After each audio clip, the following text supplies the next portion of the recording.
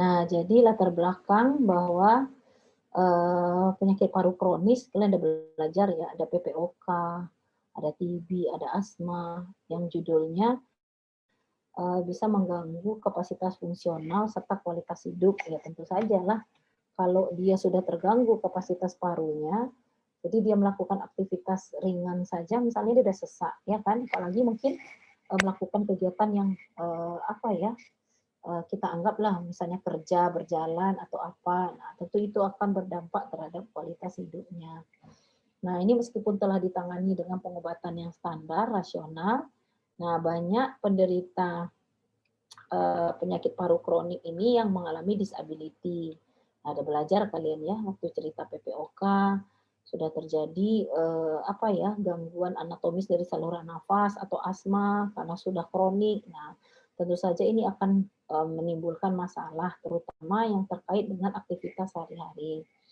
Nah, jadi yang paling sering tuh kalau pasien-pasien yang mengalami gangguan pernafasan itu ya, atau penyakit atau pasca menderita penyakit paru kronis tadi yang kita sebutkan, ada PPOK, ada asma, ada bronkitis kronis, ada apa lagi banyak ya yang sudah kalian pelajari. Nah, yang paling sering itu gejalanya sesak, ya kan? Nah, sesak ini nah biasanya muncul apabila dia melakukan aktivitas fisik mulai dari ringan sampai berat. Ya, misalnya pakai baju aja udah sesak, ya kan? Atau misalnya ke kamar mandi aja udah sesak. Nah, biasanya itu sudah sangat terganggu fungsi parunya ya. Tapi kalau dia misalnya mandi, pakai baju, makan biasa. Tapi kalau dia ada cangkol, sesak, mungkin lebih ringan daripada yang hanya mandi saja sudah sesak ya. Nah, sehingga apa yang terjadi? Nah, kalau dia sesak, tentu upayanya itu adalah eh, ini tadi ya, mengurangi aktivitas fisiknya. Jadi artinya dia itu sudah tidak independen lagi, dia sangat membutuhkan bantuan orang lain, ya kan? Nah, untuk itu perlu dibantu nih pasien-pasien ini, paling tidak dia bisa melakukan kegiatan daily activity living-nya secara mandiri tanpa bantuan, ya kan? Apa itu daily activity living-nya? Ya mandi, pakai baju, makan. Nah, itu biasanya daily activity living. Nah, harusnya dia bisa melakukannya sendiri. Tapi karena keterbatasan tadi ya dibantu. Nah, kalau misalnya pasien-pasien dengan penyakit paru kronis ini dapat dibantu, ya kita harapkan dia bisa mengerjakan pekerjaan-pekerjaan itu sendiri. Jadi pasien akan kehilangan kemampuan fungsionalnya, kemudian aktivitas sehari-hari seperti mandi, makan, atau berpakaian tidak dilakukan sendiri sehingga memerlukan bantuan. Hubungan dengan lingkungan sosial juga berkurang dan kemampuan individu untuk bertahan di masyarakat juga terbatas. Ya lah, mungkin mau jalan aja sesak, mau ke sana sesak, akhirnya dia lebih banyak di rumah sehingga interaksi sosial pun terbatas ya. Kemudian penderita hanya berdiam diri di rumah. Nah, ini terjadi yang namanya deconditioning syndrome. Jadi sudah sangat menurun fungsi organnya ya kan, fungsi tubuhnya. Jadi banyakan diam, tidak jalan, duduk karena takut sesak, takut misalnya tidak bisa, akhirnya banyak duduk. Nah, biasanya kalau tidak ada melakukan aktivitas fisik seperti itu, malah fungsi tubuh semakin menurun. Nah, jadi ada upaya untuk meningkatkan kemampuan fungsional serta kualitas hidup penderita paru kronis. Nah, jadi ada upaya itu ya, selain upaya medikamentosa. Kemarin udah belajar ya, kayak PPOK itu ada obatnya ketika serangan, ada ketika tenang, sama kayak asma ya kan. Jadi pasien-pasien ini supaya dia stabil harus makan obat. Nah, selain diberikan obat-obat atau medikamen, nah ini ada juga yang namanya program rehabilitasi paru. Jadi rehabilitasi paru ini berdasarkan bukti-bukti ilmiah yang dikembangkan, nah ini direkomendasikan kepada pasien-pasien penyakit paru kronik, terutama penyakit paru obstruktif PPOK. Nah, apa itu rehabilitasi paru itu? Rehabilitasi paru ini definisikan sebagai memulihkan individu ke arah potensi fisik. Nah, jadi potensi fisik, medik, mental, emosional ya. Jadi komprehensif dia. Ada perbaikan fisik, medik, mental, emosional, ekonomi sosial dan vokasional. Nanti kita lihat ya. Jadi dia tidak cuma cerita fisik, ya kan? Nah, misalnya kayak tadi jalan sedikit sudah sesak, bagaimana upaya kita supaya dia tidak sesak atau sesaknya berkurang, ya kan? Nah, terus kebanyakan pasien-pasien kronik ini juga mentalnya dan emosionalnya terganggu. Kenapa? Dia jadinya sangat tergantung kepada orang lain sehingga dia merasa apa ya, dia sangat membutuhkan orang lain, ketergantungan tinggi, jadi dia merasa tidak mandiri. Nah, pada pasien-pasien kronik itu kadang muncul ya kan, putus asa, awalnya stres, kemudian stres menjadi depresi, putus asa. Nah, malah ada pasien-pasien kronik ini ada keinginan untuk suicide ya, bunuh diri. Kenapa? Rasanya saya sudah tidak berharga lagi hidup saya, mengerjakan apapun tak bisa, selalu mengandalkan orang lain, tak guna lagi saya hidup, misalnya ada yang seperti itu. Nah, makanya mental emosional ini juga harus kita perbaiki sehingga dia punya semangat untuk hidup, punya keinginan kembali mungkin ke lingkungan sosialnya, kembali berinteraksi, tidak cuma mungkin duduk di rumah menunggu mati, tidak seperti itu ya. Kemudian tingkat pemenuhan tujuan program ini juga tergantung kepada derajat insufisiensi pernafasan dan tindakan yang ditempuh itu juga tergantung kepada penderita. Jadi tidak bisa kita generalisasi. Nah, jadi rehabilitasi ini dilakukan per individu. Jadi kalau misalnya pasien yang seperti ini, bagaimana gangguan parunya, bagaimana kemampuannya disesuaikan. Ada mungkin dia punya apa ya, kemampuan yang lebih baik dibandingkan yang lain atau upayanya itu lebih bagus. Kenapa? Mungkin parunya masih bagus. Ada yang memang sudah susah, ya mungkin pelan-pelan ya. Jadi tidak bisa kita samaratakan, kita generalisasi. Jadi biasanya program rehabilitasi ini kita lakukan per individu. Jadi personal, tidak bisa general ya. Nah, menurut American Thoracic Society dan European Respiratory Society, nah ini rehabilitasi paru ini intervensi yang komprehensif. Nah, itu tadi. Ada komprehensif terkait dengan fisik, mental, emosional, apalagi vokasional, itu tadi ya.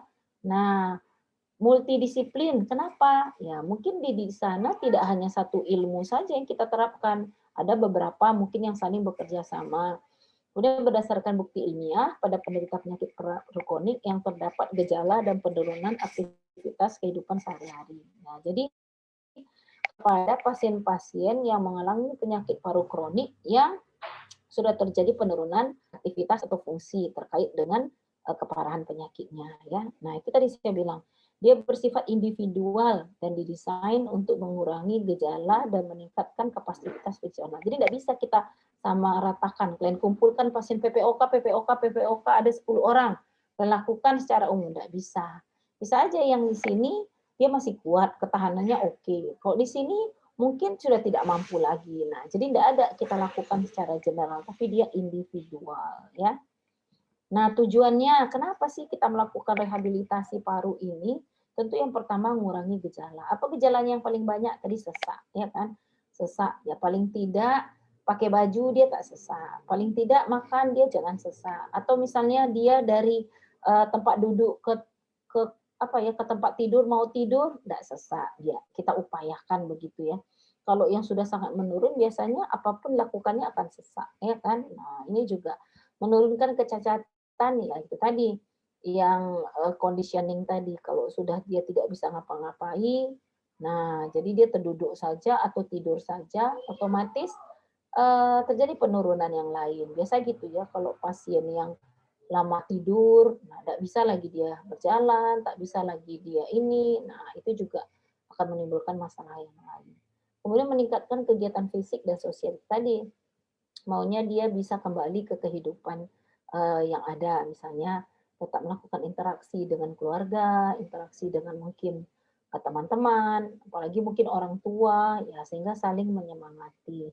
Kemudian memperbaiki kualitas hidup, ya kan? Jadi seiring dengan perbaikan, tentu kualitas hidup akan lebih baik. Kalau misalnya berjalan harus dibantu kamar mandi, nah dia mungkin bisa sendiri. Pakai baju harus dibantu, dia bisa sendiri. Nah, sehingga itu tadi kualitas hidupnya jadi lebih baik. Nah, ini banyak nanti ya cara melakukan rehabilitasi ini, dimulai dari edukasi. Nah, yang diedukasi itu tentu pasien dan juga keluarga. Nah, keluarga juga harus melakukan supporting system yang baik kepada pasien, sehingga pasien itu punya semangat untuk apa ya, sehat kembali atau paling tidak dapat melakukan aktivitas yang dia sukai tanpa bantuan orang lain, misalnya seperti itu ya. Kemudian latihan fisik, nanti kita lihat apa latihan fisik yang bisa dilakukan. Kemudian intervensi psikososial dan perilaku, dan kemudian penilaian hasil. Nah, manfaatnya, nah kita harapkan dengan adanya program rehabilitasi ini, nah pasien kita jadinya lebih mandiri ya. Kemudian terkait juga kemandirian dengan kualitas hidup. Terus yang penting apa? Berkurangnya angka rawatan rumah sakit. Karena sering sesak, sering masuk rumah sakit. Nah, kita harapkan jadinya jarak serangan sesak itu jadinya berkurang. Misalnya setiap minggu harus ke rumah sakit, paling tidak 2 minggu sekali. Atau sebulan sekali misalnya. Kemudian menurunkan waktu rawatan. Misalnya sekali sesak 3 hari, 4 hari. Nah, ini kalau sesak mungkin 1 hari saja misalnya gitu ya. Nah, indikasi kepada siapa sih kita melakukan rehabilitasi paru ini? Apakah semua pasien-pasien yang mengalami gangguan paru perlu kita rehabilitasi? Nah, ini ada indikasi kepada siapa kita lakukan rehabilitasi ini. Yang pertama untuk penyakit paru obstruksi kronis, ya kayak PPOK ya. Sudah jelas itu ya. Kenapa? Nah, pada pasien-pasien PPOK ini bisa terjadi remodeling ya kan, saluran nafas, sehingga memang kapasitas parunya jadinya berkurang, sehingga dia lebih gampang menjadi sesak.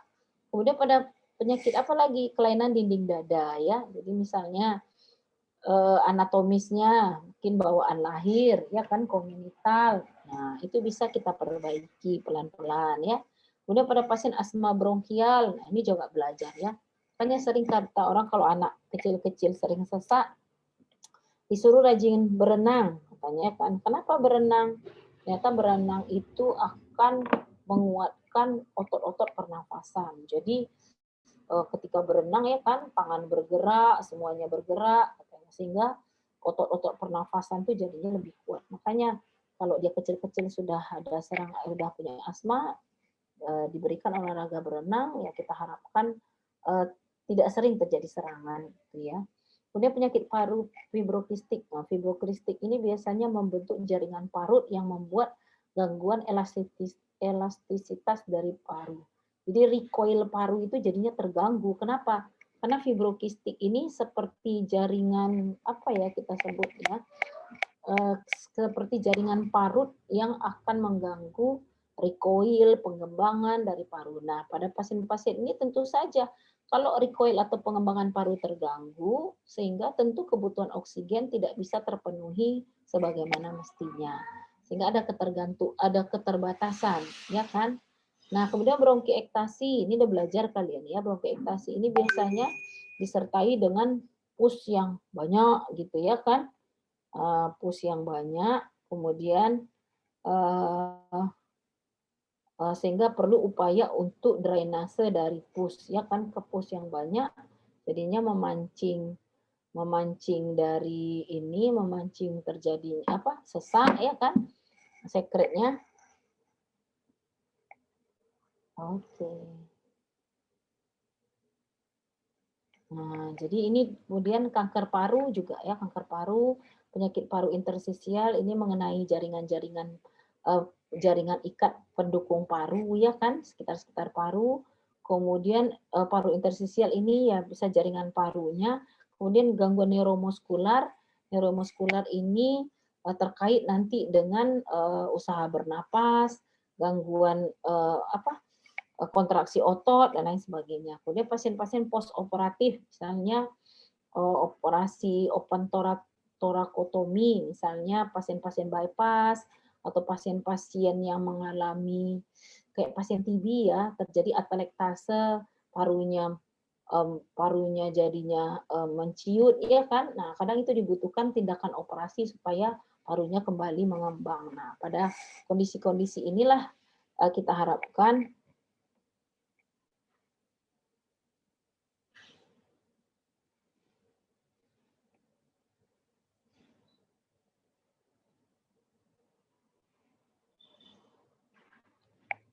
tunggu ya.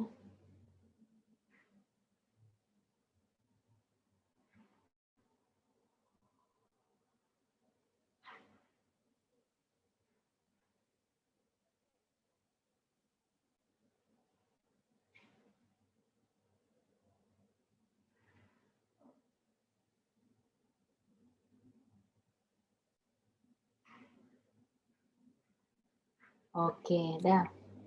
Kemudian yang tadi ya, kontraindikasi. Nah, jadi tidak semua bisa kita lakukan rehabilitasi. Jadi ada situasi-situasi malah kontraindikasi, tidak boleh, ya kan?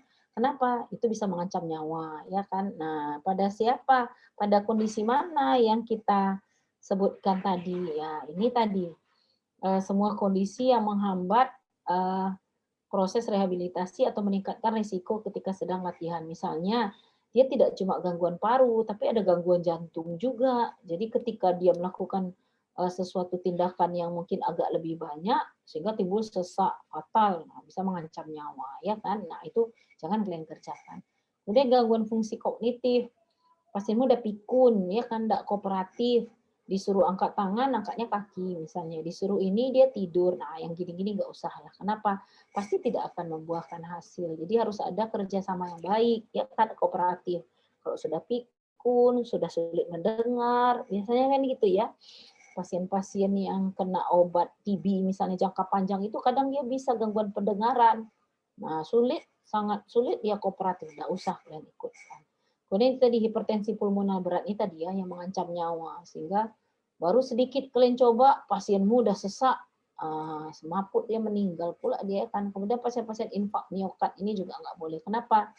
Pasien-pasien ini berisiko untuk mengancam nyawa. Nah, kemudian komponen rehabilitasi baru, ini dia.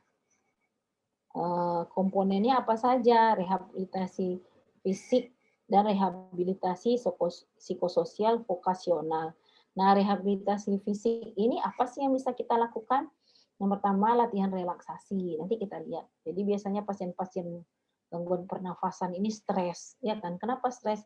Takut lupa bernapas, takut sesak, takut tidak bisa bernafas. Jadi situasinya tegang selalu. Nah, untuk itu perlu kita latihkan tentang relaksasi sehingga dia tidak stres. Nanti saya kalau nggak gini, saya tidak bisa bernapas, saya tidak bisa menghirup napas, saya lupa bernapas, lupa bernapas gawat lah kan, ya innalillah lah jadinya sindroma innalillah ya kan. Nah, jadi pada pasien-pasien ini perlu diberikan latihan relaksasi. Nanti kita lihat ada terapi fisik dada ini dalam upaya mengeluarkan pus. Misalnya pada bronkiekstasi tadi, biasanya pada bronkiekstasi itu banyak sekali pusnya, apalagi bangun tidur. Nah, jadi pus itu kan harus dikeluarkan. Kenapa? Karena itu bisa mengganggu aliran udara di dalam paru dan bisa menimbulkan masalah. Jadi makanya nanti ada latihan fisiknya. Kemudian latihan pernafasan ada juga ya. Kemudian meningkatkan kemampuan fisik. Nanti kita lihat. Nah, untuk rehabilitasi sosial dan vokasional ini, nah mulai dari edukasi, pendidikan perseorangan dan keluarga. Nah, biasanya gitu ya.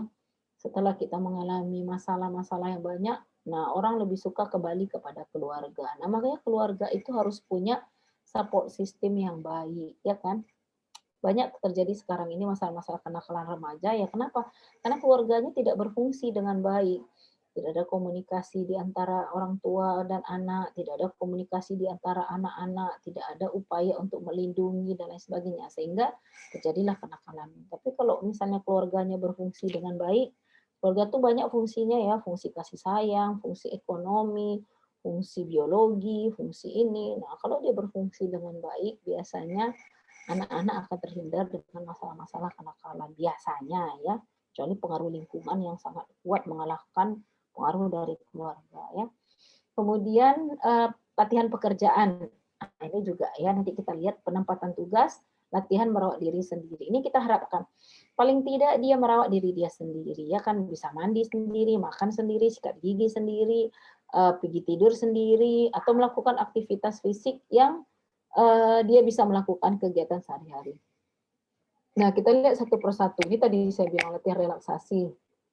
Nah, jadi karena sering sesak atau otot-otot pernafasan sering bekerja berat sehingga terjadi ketegangan. Itu tadi juga diamnya pun juga tegang, stres, takut tidak bisa bernafas, takut ini, takut itu, takut ini, takut itu. Nah, jadi perlu dilakukan latihan relaksasi. Tujuannya adalah menurunkan ketegangan otot pernafasan, terutama otot bantu pernafasan. Jadi kayak otot-otot interkostal itu ya. Pada pasien-pasien PPOK itu semuanya aktif ya kan, sehingga perlu dibantu supaya tidak dalam kondisi stres. Kemudian menghilangkan rasa cemas karena sesak nafas. Tadi cemas dia. Nah, ada kawan saya gitu ya, ada apa sedikit dia langsung cemas. "Kenapa?" Saya bilang, "Saya takut nanti kalau udah begini biasanya saya sesak.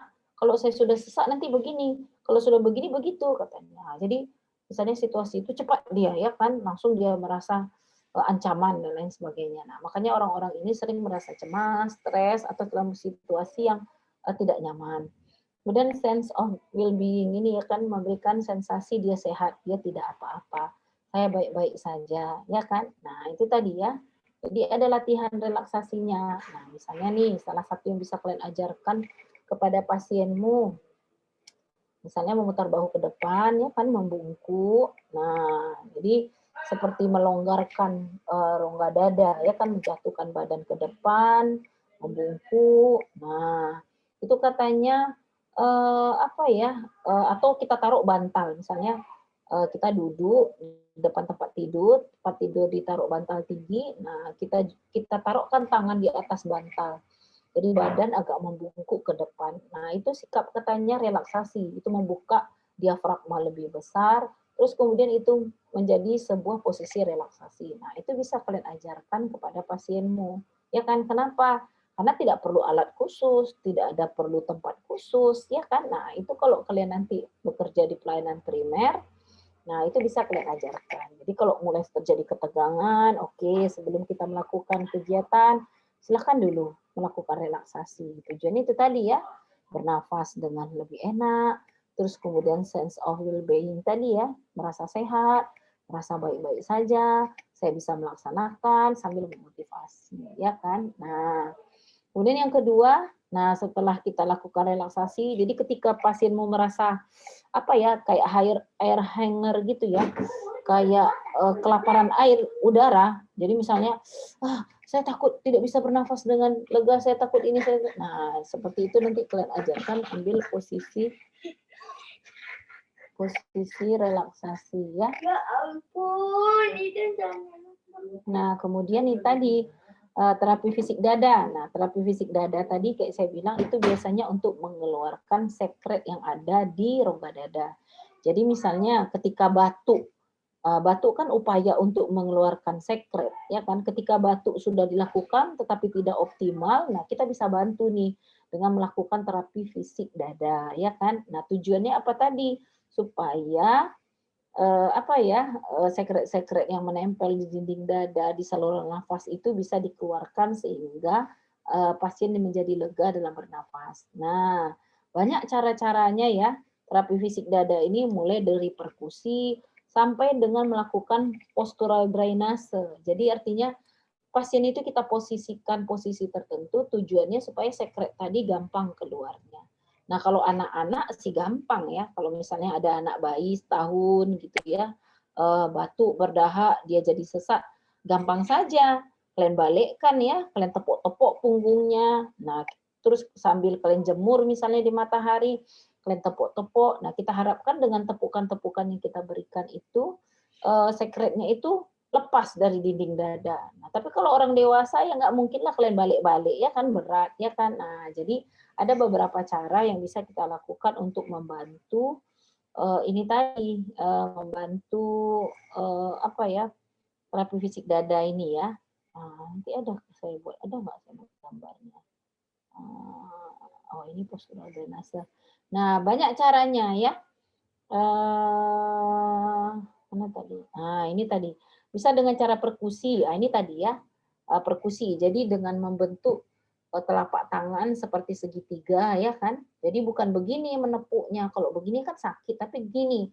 Tujuannya yang kita kasih itu kan getaran. Nah, dengan getaran kita harapkan kita getarkan dinding dadanya terlepaslah sekretnya ya kan. Nah, berbeda dengan menepuk begini itu mungkin akan menimbulkan sakit kalau ini tidak memberikan getaran. Nah, itu yang namanya clapping ya kan. Nah, clapping namanya kan seperti ini. Jadi kita tepuk dinding dadanya ya. Nah, bisa juga dengan cara apa ya?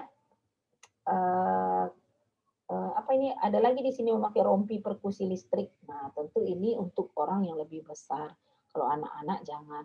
Nah, kepada siapa kita lakukan terapi fisik dada ini untuk mengeluarkan sekret? Kalau produksi sputumnya meningkat lebih dari 30 ml per hari. Jadi pasien-pasien yang kayak tadi bronkiektasis atau pasien kanker paru atau pasien-pasien ini biasanya sekretnya akan lebih banyak ya. Nah, jadi pada pasien serangan asma akut, pneumonia, gagal nafas, nah ini katanya tidak ada efeknya. Jadi kalau pasien mau asma, nah sekretnya tidak terlampau banyak, atau pneumonia akut tidak terlampau banyak, jadi tidak bermakna kita lakukan. Tapi kalau memang produksi sekretnya banyak, kayak tadi bronkiektasis, nah itu sangat bermanfaat ya. Apalagi anak-anak. Anak-anak kadang cuma pilek sedikit, sekretnya banyak, jadinya dia sesak, ya kan? Nah, jadi dibantu. Kalau saya dulu diajarkan dosen saya lebih ekstrim lagi, tunggingkan katanya ya kan, tunggingkan kepala ke bawah, kaki di atas, tepuk-tepuk. Kalau perlu anak tuh muntah katanya kan, kalau muntah keluar seadah-adahnya. Tapi saya takut juga aspirasi pula anak ini nanti ya kan. Paling kalau dulu anak saya balikkan dengan kepala lebih rendah, nah habis itu ditepuk-tepuk saja, tidak sampai ekstrim gitulah ya. Kadang ya ada yang melakukan seperti itu ya, mungkin lihat situasi kan ya. Nah ini juga ya. Nah, ada juga tadi yang postural drainase, nanti kita lihat gambar-gambarnya. Postural drainase ini dirubah posisi, kita manipulasi posisinya, tujuannya itu tadi, pusnya itu ikut keluar, lebih gampang keluar. Tapi itu ada juga nanti syarat dan ketentuannya. Tidak semua pasien-pasien yang punya sekret di atas 30 ini boleh dilakukan postural drainase. Nanti kita lihat. Nah, itu tadi udah ya latihan fisik, kemudian pernafasan. Nah, latihan pernafasan. Kenapa mesti dilatih? Bernafas kan orang bisa. Nah, ini juga ya pada kondisi-kondisi tertentu perlu dilatih lagi pernafasan. Ternyata pernafasan ini banyak. Ada pernafasan diafragma, katanya kan pernafasan perut, pernafasan dada. Nah, itu biasanya kalau orang penyanyi, nah dia belajar itu pernafasan supaya suaranya bagus, dia biasa tahan bernyanyi. Nah, pada pasien-pasien penyakit paru kronik ya kita latih lagi bernafas, bagaimana supaya pencapaian O2-nya tercapai, supaya dia pun mempunyai kekuatan fisik yang baik, ya kan? Bagaimana dia memfungsikan diafragmanya. Nah, itu ada. Biasanya ini dilakukan oleh orang-orang yang memang expert ya. Nanti waktu kalian koas, mudah-mudahan kalian sampai ke tahap rehabilitasi medik. Nanti kalian lihat langsung bagaimana upayanya. Kalau ini boleh kalian cari nanti di video-videonya ya. Nah, itu tadi saya bilang udah latihan batuk. Nah, batuk pun juga harus dilatih. Jangan cuma aja. Nah, kalau batuk seperti itu tidak bisa mengeluarkan sekret. Tapi batuk yang efektif itu dengan tekanan yang kuat kita harapkan pusnya itu keluar, semua sekretnya keluar. Nah, jadi ada caranya ya. Biasanya anak-anak kan gitu, kita suruh batukkan, kata anak-anak, nggak keluar dahaknya. Waktu dia batuk, terdengar bunyi dahaknya. Waktu kita suruh batukkan biar keluar, nggak keluar lah ya. Nah, jadi pasien-pasien yang seperti ini perlu kita ajari. Tujuannya tadi dengan batuk, tadi membantu mengeluarkan sekret. Nah, kemudian fisioterapi dada. Nah, ini prinsipnya sama ya. Kita akan membantu obstruksi yang terjadi di saluran nafas dengan membantu ini tadi ya mengeluarkan pus tadi. Nah, yang caranya yang beberapa postural drainase itu tadi perkusi, tadi sudah kita singgung vibrasi, nanti ada gambarnya di sini ya.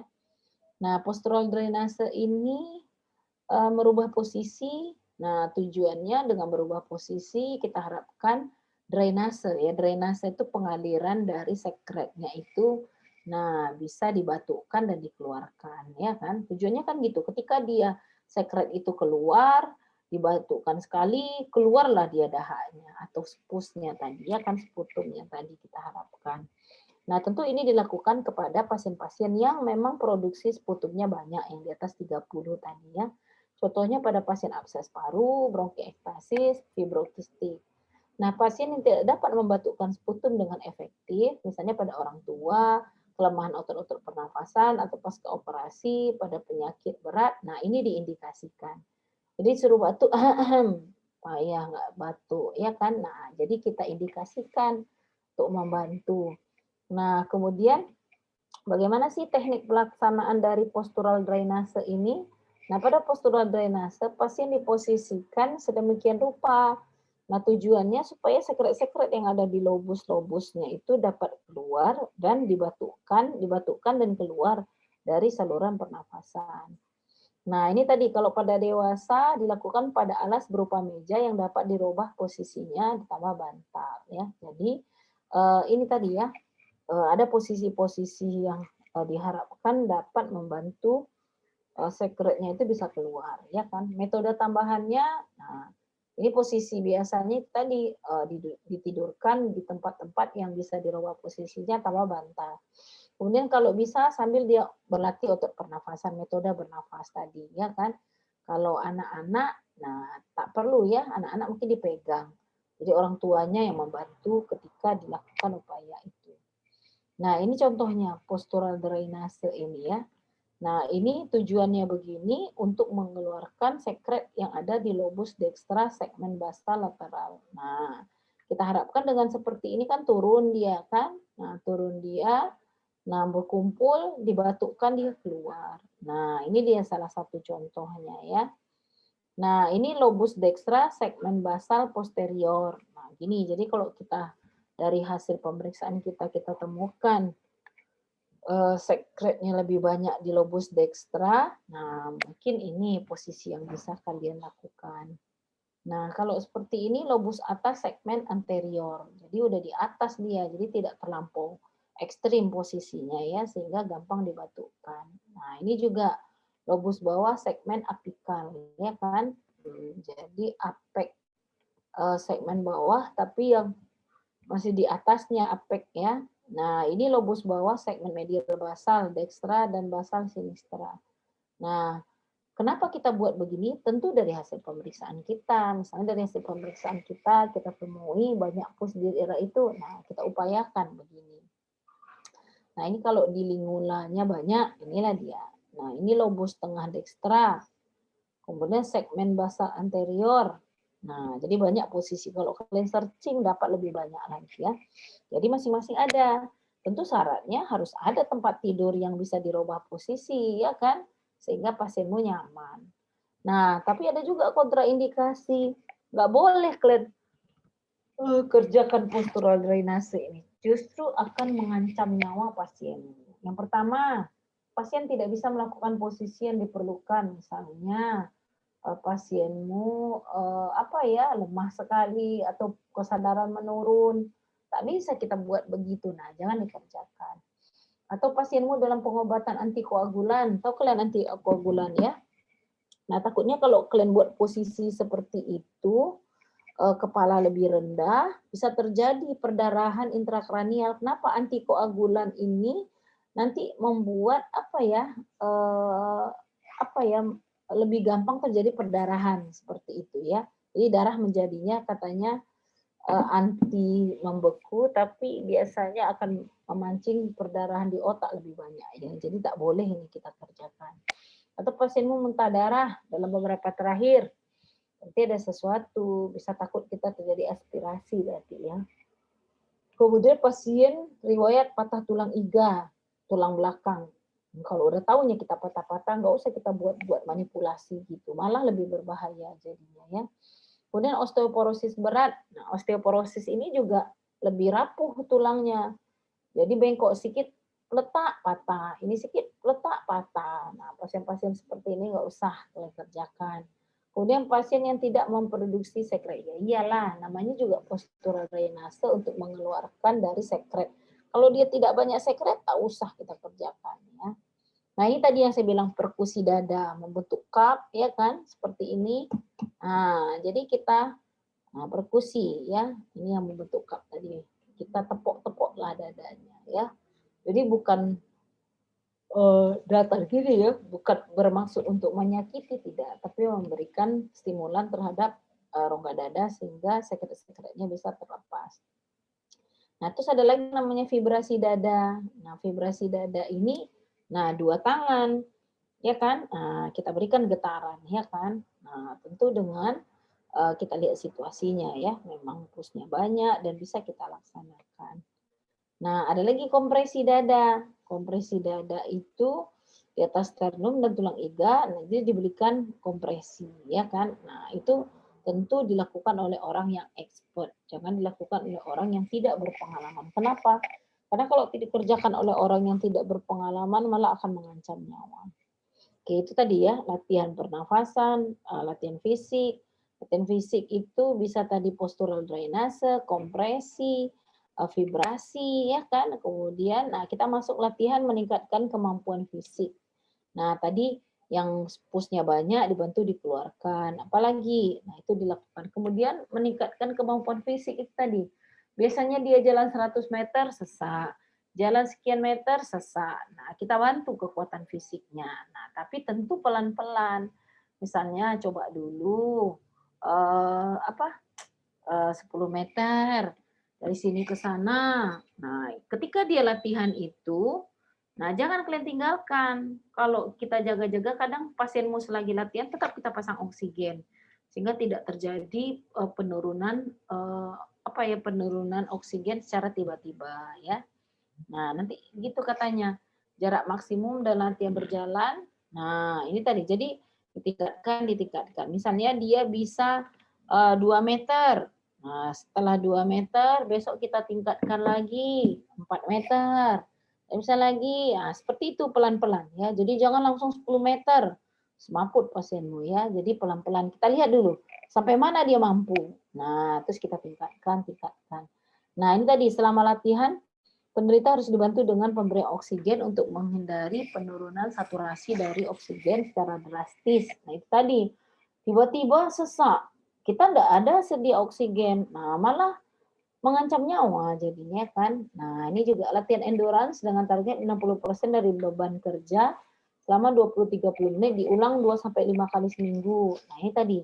Bisa dia jalan 10 meter, diulang lagi. Nah, nanti tambah 2 meter lagi, tambah 5 meter ya. Sehingga kita tahu akhirnya dia bisa jalan 50 meter tanpa sesak misalnya ya. Nah, penderita harus diawasi dengan baik secara berkala. Gas darah arteri diukur terutama pada penderita dengan hipoventilasi alveolar untuk mencegah retensi CO2 yang berlebihan.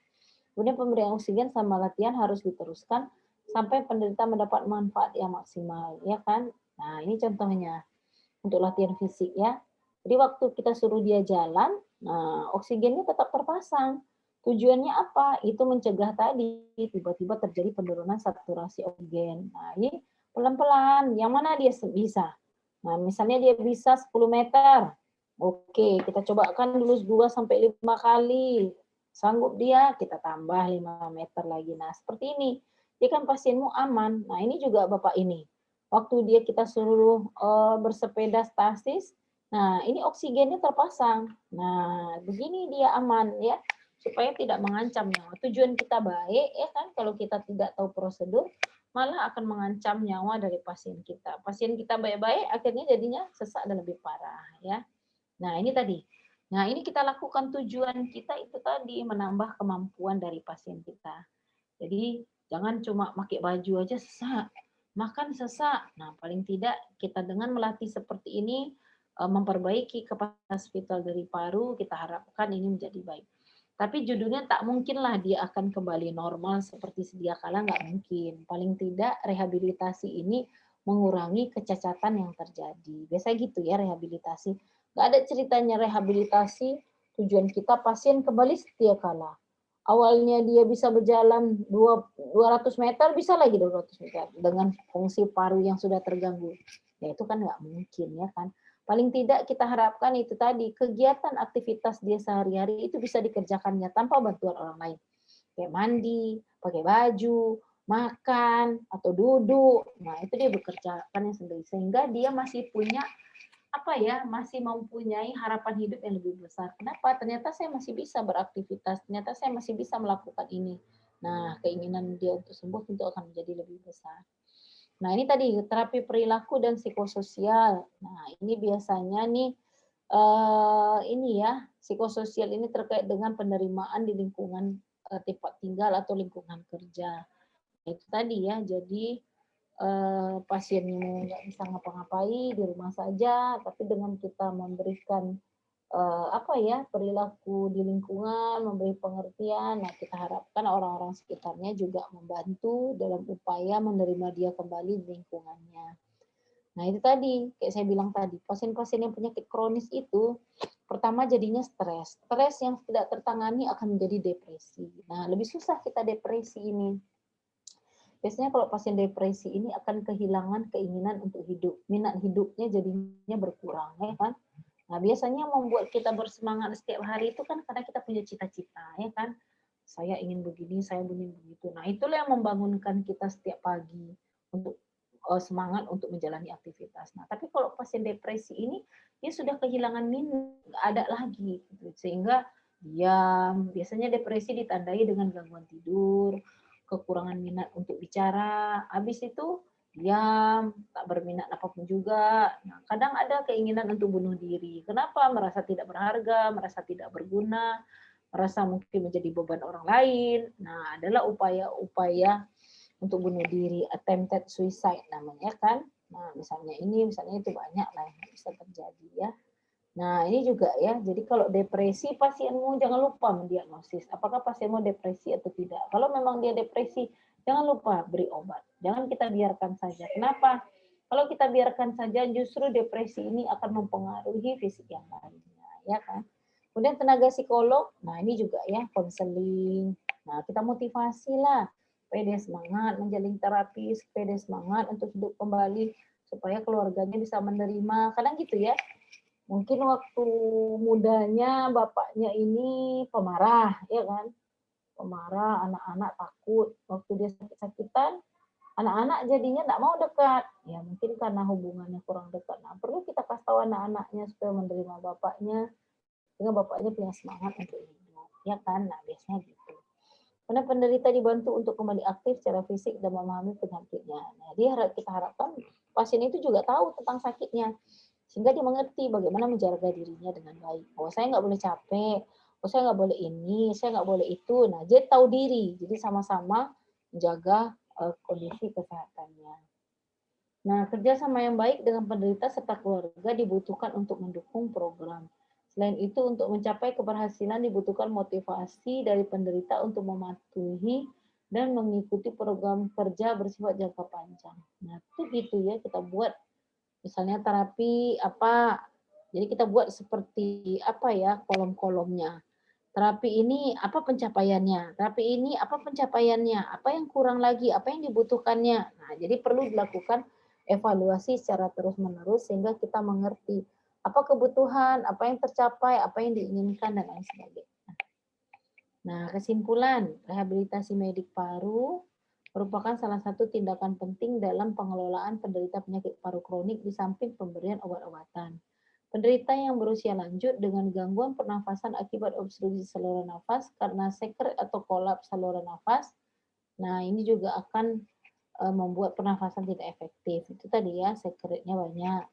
Nah, makanya terapi fisik ini diperlukan pada penderita penyakit paru kronik dengan harapan dapat mengurangi rasa cemas, membersihkan saluran nafas, dan menggunakan otot-otot pernafasan dengan baik. Dengan demikian, penderita akan terlatih untuk bernafas secara efektif dan tidak cemas. Ya, karena kita berpikir juga, masa bernafas kok tak tahu? Nah, kita harapkan tentu bernafas secara efektif, ya kan?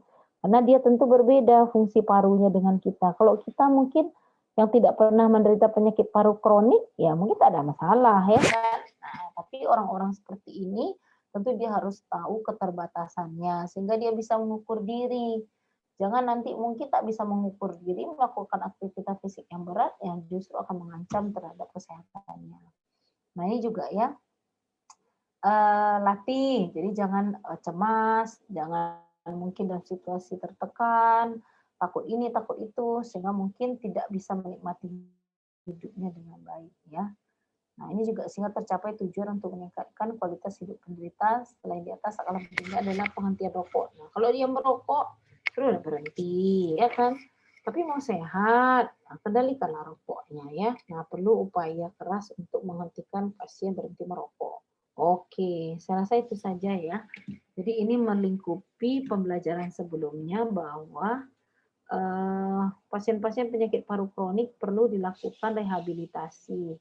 Tujuannya adalah pasien-pasien ini mengurangi disabilitas akibat komplikasi penyakit parunya yang menahun. Kemudian kita harapkan dia bisa melakukan daily activity living sehari-hari tanpa tergantung 100% kepada orang lain ya. Sehingga ini ujung-ujungnya quality of life. Oke, kira-kira dari penjabaran saya ada pertanyaan Kak? Ada yang mau ditambahkan? Boleh. Yang ditanyakan boleh. Komen juga boleh. Ada kira-kira? Ini kuliah terakhir ya? Besok ada lagi kuliah? Besok ada ini hari terakhir? Iya, Iya. dokter. Cek ujian ya. Ada Izin bertanya, dok. boleh. Apa? Oh, nah, izin dok, nama saya Anastasia, saya ingin bertanya. Tadi untuk yang perkusi dada kan dokter bilang kita berikan pukulan itu untuk memberikan getaran. Tapi untuk vibrasi dada itu berarti yang kayak gimana dok? Dan kenapa posisi tangannya itu dua tangan seperti ingin CPR gitu ya? Iya. Jadi dia seperti ini ya. Kayak mana? Nampak kalian gambarnya? Boleh kalian cari di video ya. Nah, kalau untuk vibrasi itu biasanya untuk orang yang lebih tua biasanya ya, dewasa, di mana mungkin dengan hanya tepukan itu saja tidak cukup. Jadi kita dengan dua tangan, jadi saling menggetarkan ya di rongga dada. Nah, biasanya kalau ketukan tadi perkusi yang tangan yang kita buat seperti kerucut itu untuk anak-anak yang lebih kecil, di mana kita bisa mengendalikan kayak tadi kita miringkan, kita ketuk. Nah, kalau vibrasi itu biasanya untuk orang-orang yang lebih tua dengan lapangan dada yang lebih besar. Jadi penekanannya lebih kuat seperti itu. Kalau anak-anak ya kan, kalau anak-anak tidak harus kuat-kuat, satu tangan saja sudah cukup menggetarkan dinding dada. Tapi kalau orang dewasa itu berbeda ya kan, luas dadanya kan lebih luas dibandingkan anak-anak. Nah, jadi kadang pun kita lihat situasinya. Nah, kalau dia misalnya tua, ringkih, satu tangan pun boleh. Tapi kalau dia misalnya tegap, besar ya kan, tak bisa satu tangan. Tadi kita lakukan dengan cara vibrasi, ya kan. Nah, jadi memang harusnya nanti kalau kalian belajar ya waktu kalian koskap nanti boleh kalian minta ajar ke dokter yang mendampingi kalian sehingga mungkin melihat tekniknya itu bisa dilakukan. Tapi itu harus dilakukan oleh orang-orang yang memang paham. Nah, jadi jangan kalian tidak ada dasarnya. Nanti boleh kalian cari video YouTube-nya ya, supaya memudahkan. Karena sekarang kan sudah banyak ya pembelajaran itu. Tapi biasanya gitu, kalau satu jari atau satu tangan aja itu untuk anak-anak. Satu lagi kita memegang anak itu ya, atau kita sandarkan di kaki kita tepuk, kita tepuk. Satu lagi mungkin supaya dia muntah, jangan aspirasi, kita tahan mungkin di bawah mulutnya ya kan. Nah, tapi kalau vibrasi itu biasanya kepada orang yang lebih besar sehingga kekuatan kita jadi lebih besar ya. Nah, tapi kayak tadi saya bilang lihat situasi juga. Kalau pasienmu kecil, ringkih, orang tua kan pernah lihat nggak orang tua ringkih, kurus, ya mungkin perkusi satu tangan saja sudah cukup. Oke, kira-kira ada lagi? Nanti kalian cari videonya ya. Ada itu di kan banyak ya video-video itu, boleh kalian cari nanti. Nah, bagaimana tekniknya dilakukan secara tepat. Kalau nggak dapat nanti waktu kalian koas, kalian tanya sama dokter parumu atau dokter penyakit dalam konsultan paru untuk tahu tekniknya. Karena yang bisa kita lakukan ya kita lakukan ya. Kayak perkusi tangan tadi ya di rumah bisa kita ajarkan kepada ibu-ibu anaknya. Pernah lihat nggak anak-anak kalau pilek? Pileknya mungkin sedikit, tapi sekretnya jadinya banyak, ya kan? Beda sama dewasa yang sudah pandai membatukkan. Kalau anak-anak tidak pandai, sehingga dia jadinya sesak. Oke, kira-kira bisa diterima? Nanti kamu searching gambarnya lagi ya, banyak itu video-videonya. Baik, terima kasih dok. Oke, ada lagi kira-kira? Kuliah terakhir ya, habis ini ujian. Habis ujian libur ya, nggak terasa udah selesai semester. Semester berapa kalian? 4 ya. Praktikum sama skills lab dulu, dok. Iya ya, ya nggak terasa ya udah setahun kita begini. Tapi kuliah tamat juga, ujian selesai juga ya kan. Nah, semangat ya. Oke, ada lagi kira-kira? Kalau tidak ada, saya rasa sampai di sini. Nanti saya share sama ketua kelas kalian ya, si Hasian ya. Nanti saya share PPT-nya supaya bisa di-copy sama kawannya untuk dibaca-baca. Oke lah, saya rasa ini saja perjumpaan kita. Semoga bermanfaat ya. Selamat sore. Assalamualaikum warahmatullahi wabarakatuh. Sore, Dok. Terima kasih, Dok. Sama-sama.